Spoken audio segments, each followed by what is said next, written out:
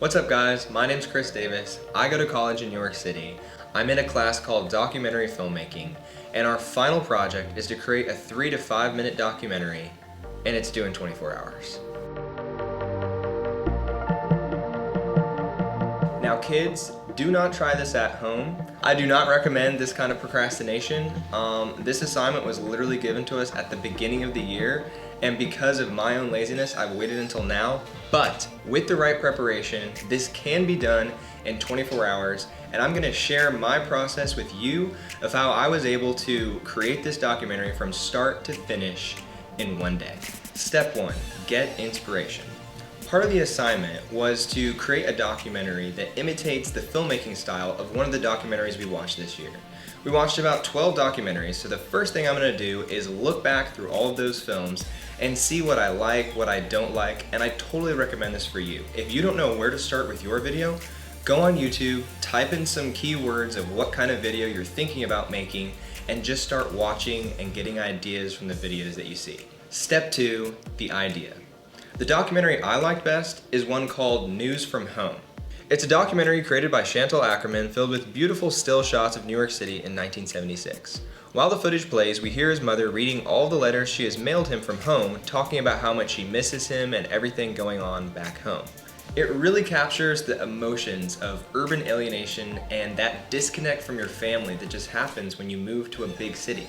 When watching this film, I really connected to that emotion. I've been in the city for 2.5 years now, and as much as I love this city, it's definitely hard knowing just how much I'm missing out on back home. Of course, my parents don't send me letters, they send me texts. So I'm thinking this film will be called Texts from Home. So my idea for this film is to go to all of my favorite locations in Brooklyn, places that I walk through on a weekly basis. I'm gonna capture raw footage of those areas, and then I'm gonna overlay real texts from my mom and my dad that they've sent me over the years that are gonna be overlaid on that footage. I know it probably doesn't make sense right now, but you guys are gonna see what I'm talking about real soon.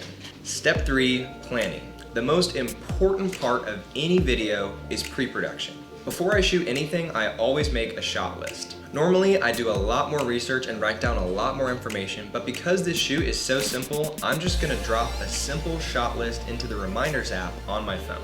Anytime you're making a video, just open up the Notes app in your phone and write down every shot that you want to get before you go out. Step 4, film. We've got a few hours left of sunlight, so I'm gonna go out, capture all the footage that I wrote down on my shot list, and go from there.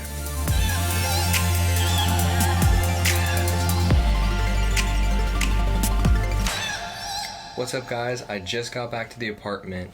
Filming went great, the weather was beautiful, I got all the shots on my shot list. And the thing is, when you're going out to shoot, obviously your shot list is a great place to start, but it's never a bad idea to be creative and improvise once you're in those locations and think of new shots. And now I'm ready for step 5, the edit. I uploaded all the footage into my computer, and now it is 1:09 a.m. It's been several hours of editing, but I was able to complete this edit in time because the idea was so simple. That's something that's really important, is that sometimes the best ideas can be very simple. An award-winning film can be edited on iMovie. You can shoot an award-winning film on an iPhone. It is possible, because at the end of the day, it's not about the gear, it's not about the fancy effects, it's about the story. Story is king, and so that was my focus as I went to this edit. I wanted to stick to my story, stick to my simple idea, and make sure that that came through in the edit. All I had to do in the edit was drop all of my clips on the timeline in the exact order that I'd already thought through. I dropped a song underneath that, and then I went through all of my texts with my mom and picked out some of my favorite ones and dropped those texts on top of the footage. So we have a very simple video here, just music, footage, and some texts overlaid. Although this film was a little unorthodox and definitely not what you might think would be a traditional documentary, at the end of the day, I was just trying to emulate the emotion that was evoked by Chantal Ackerman's film. His documentary really showed what it's like to be homesick, to miss your family members, and to be living in a big city. And so that's the emotion that I wanted my film to portray as well. And I hope you guys got that. If you guys want to know more about the specifics of how I edited this film, whether it be the text message effects or anything like that, definitely like this video and leave a comment down below of what more you'd like to learn. If you made it to the end of this video, thank you so much for watching. Please consider subscribing for more content, and I'll see you guys in the next video.